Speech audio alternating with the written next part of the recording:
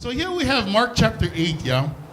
And just going to go ahead and guess. In seminary school, we learned that the synoptic gospels, Matthew, Mark, and Luke, okay? They have the same stories, but the stories are not necessarily arranged in the same order. You see, because these gospels were written after the resurrection of our Lord Jesus Christ, okay? And they were written to different audiences with different contexts, dealing with different situations and different issues, depending on who were writing, Matthew, Mark, or Luke. And what the authors would do under the inspiration of the Holy Spirit, check this out. Okay, we're talking about Mark chapter 8, okay?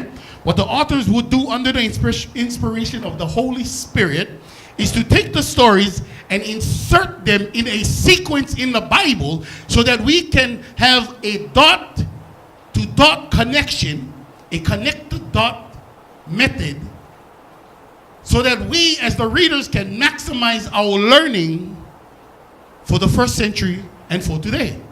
Amen?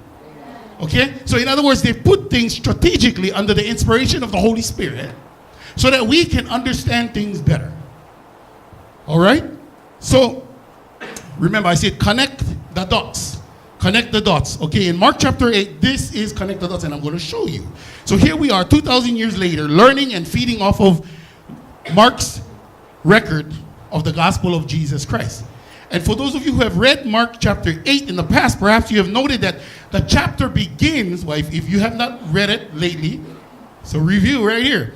The beginning of Mark chapter 8, Jesus and the disciples feed the 4,000. Okay, now remember, he fed the 5,000 at first.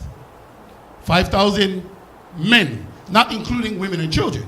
So there's more, right? So if you check that out, it might be like 15,000. But we're just going to go with 5,000 men. And then Jesus comes to Mark chapter 8, feeds 4,000 men. Okay? Now, according to Mark chapter 8, what happens is that after he feeds the 4,000, there are 7 baskets of bread left over.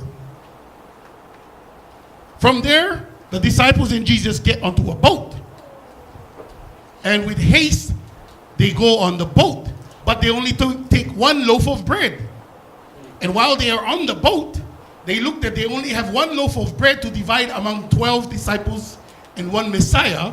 And the disciples starts to talk and disagree with one another about the 1 loaf of bread. Okay? And Jesus scolds them in the boat and says, you have eyes, but you cannot see. You have ears, but you cannot hear. You don't remember that I was the one that fed the 5,000, and I was the one that fed the 4,000. And here you still grumbling? And Jesus says this to them, do you still not understand? Okay, remember, we're talking about connect the dots. Wait a minute, Pastor, I thought you were preaching on a blind man or something like that. Yes. Okay? So Jesus tells them, we stuck on a boat. We got 1 loaf of bread. You guys are arguing about bread, not enough bread. And Jesus says, do you still not understand? And then the very next story after that is about this blind man in Bethsaida that Sister Kim just read about. How this blind man was blind, but after the touch of Jesus, he was healed to where he had vision. Hang in there with me, okay? Because after this blind man's story, connect the dots, remember? Comes another story. And the other story is this. The disciples are sitting around Jesus, and Jesus asks them, who do men say I am? And some of them say, well, some say you are Elijah. Some say that you are John the Baptist. Some say you are one of the prophets. And then Peter comes up with this rock solid answer and says, you are the Christ, the Son of the living God. Hallelujah. Amen. Connect the dots now, okay? Connect the dots. So now as we review Mark chapter 8, the inspiration of the Holy Spirit. Remember now, this is seminary teaching, okay? We review the inspiration of the Holy Spirit in this chapter, Mark chapter 8. For the first story that I just mentioned, we see the disciples getting scolded by Jesus on the boat. And Jesus is telling them, do you still not understand? And the second story, a man could not see. He was blind. But after a touch of Jesus, he gets his vision. That's the second story. And the third story is Jesus asked the disciples, who am I? And Peter answers, you are the Christ, the Son of the living God.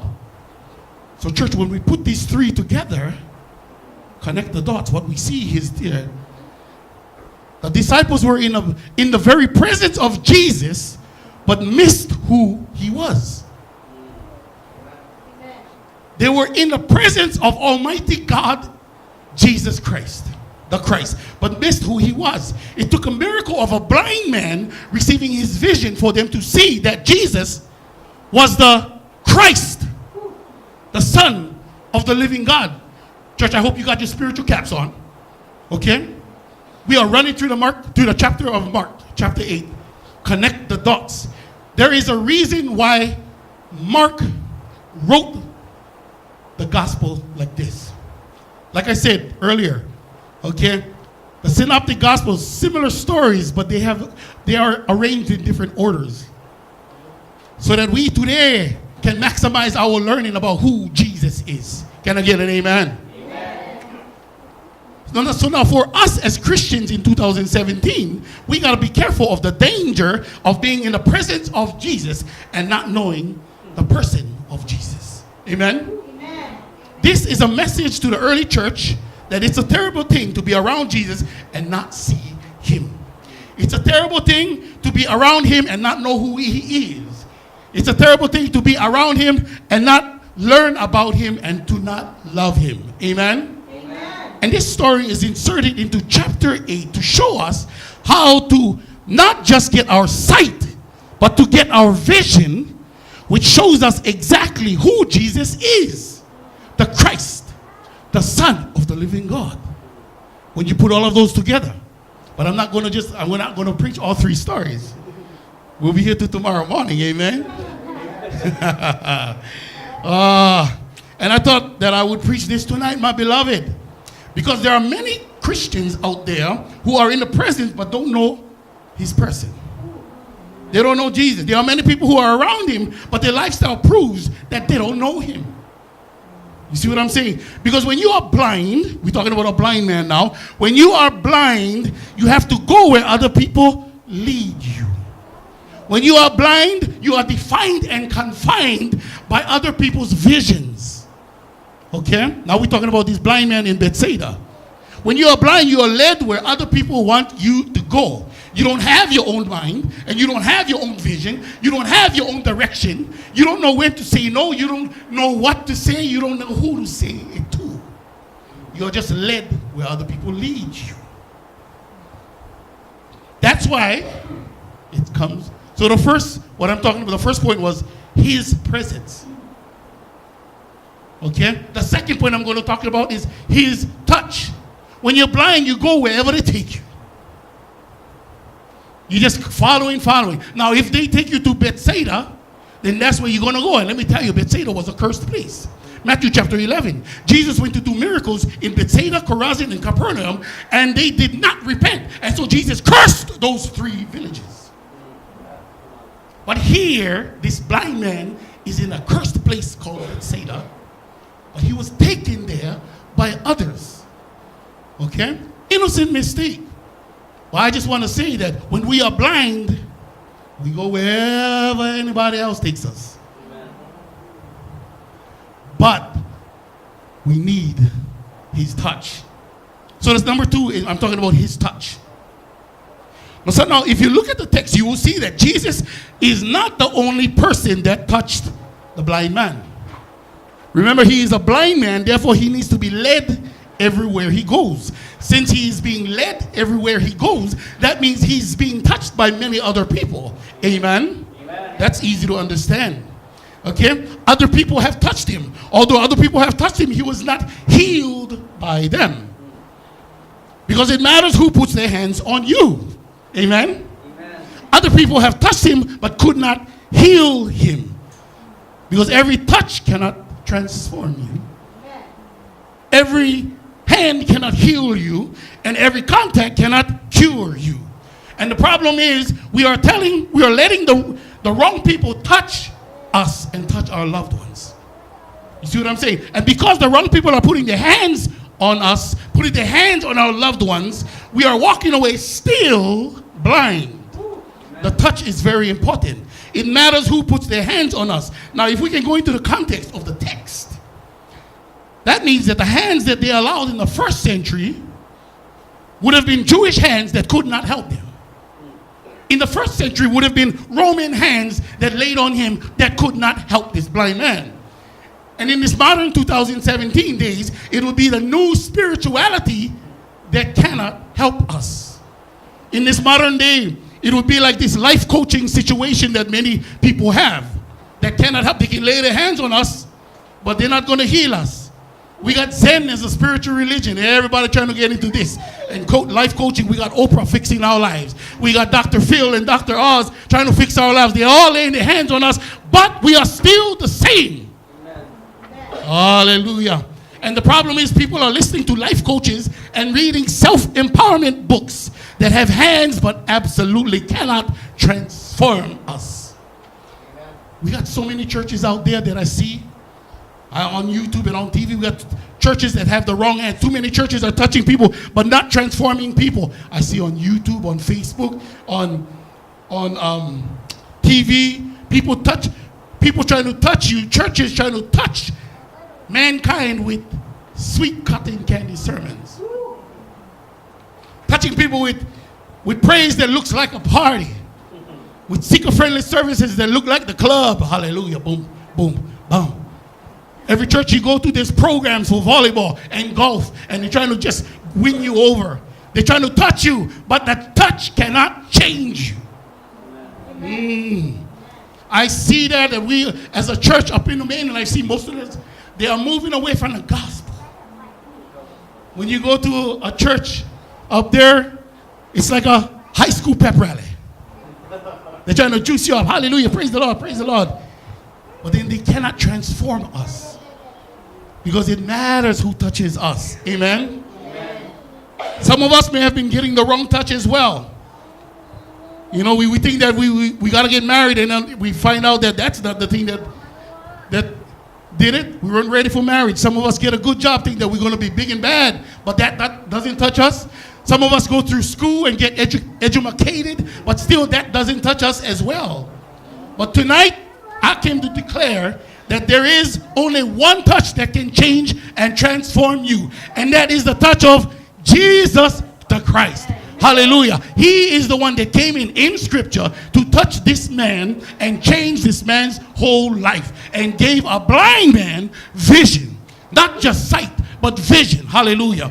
There's a difference. Hallelujah. You see, everybody else can touch you and you'll never change. People can come and try to touch you and try to speak life to you. Cannot change. The only one is Jesus Christ. Like the old school song goes, he touched me, oh, he touched me. And oh, the joy that floods my soul. Something happened and now I know he touched me and made me whole. Hallelujah. Jesus got to be the one that touches you and nobody else. Hallelujah. But how do we get to Jesus in order to get touched? Number 3, relationships. How do I get the touch that will give me vision?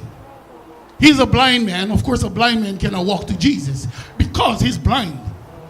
But he got some friends. Hallelujah. He got some relationships going on that was able to take him to Jesus the Christ. How do I get the touch that will give me vision, that will open my eyes so I can see? It's all about relationships, gang. We must be connected to the right people. Relationships mean everything. Amen? See, in the book of Genesis, in the book of beginnings, God said, it is not good that man be alone. Therefore, I will make a helpmeet for him. Okay? Genesis chapter 2, verse 18. And then Genesis chapter 2, verse 19, God parades all of the animals in front of Adam. And Adam names each and every animal. Boom, bam, bam. And then after all of that is done, the next verse, Genesis chapter 2, verse 20, the Bible says, God said, still there's no suitable helpmeet for Adam. Still none. After all of the animals, there was still none. And so what God does is God makes Adam sleep, grabs a rib. Okay, from there he creates Eve. Genesis chapter 2 verse 22. Eve is created. Perfect match. Hallelujah. Now he has that helpmeet. Okay, and church, now I'm going to just step away from the marital interpretation, from the marriage interpretation of that scripture, and move into the relationship interpretation of that scripture. Okay, here it is. We as human beings need each other. We got to get rid of the animals in our lives. Animals are high maintenance. Animals just crap here and there, and you got to go clean up. You got to come after the animals. They only take, but they don't give. If you got some animals in your life, what you got to do is step away. Hallelujah. Step away and move towards the human beings. Okay, I know that this sounds very simple, okay? But then, come on now, many of us, we still hang out with animals. Okay, because animals can take you down. Of course, I'm talking about people who are very negative, who are ungodly, who are very high maintenance in your lives. Okay, so what we need to do is remember that we got to hook up with good relationships with our brothers and sisters, with people. And why? It's because our brothers and sisters will take us to Jesus. Amen? Amen. That's what the Bible says. That's what the Bible says. They took this blind man to Jesus. And here's the thing too that I love about, let's look at the text, yeah? And see, these people who brought the blind man to Jesus, they all have sight. They all can see. They want the blind man to have what they have. Vision. Sight.